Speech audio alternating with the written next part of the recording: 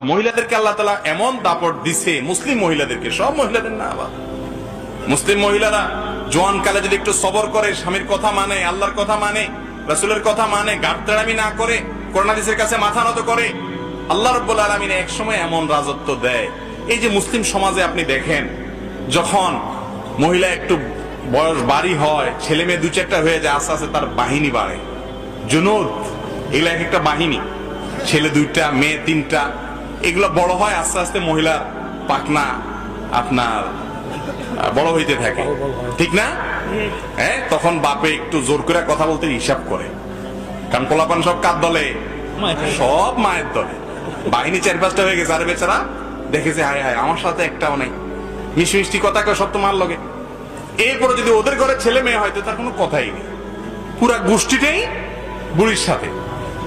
তখন এবার বুড়ির দাপট দেখে কি, সেই দাপটটা বেয়াদবি হবে না স্বামীর সাথে, কারণ বুড়া বুড়ির একটা বোঝাপড়া তখন হয়ে যায়। এটা ধমক দেয়, থামেন আপনি, আপনি কি বুঝেন, বুড়া ওইটা এনজয় করে, আলহামদুলিল্লাহ, ওইটা বেয়াদবি হবে না। এই যে দাপটটা করতেছে, এই মহিলার যৌবনকালে যদি বলতো না তোমার কথা শুনবো না, বদ্ধ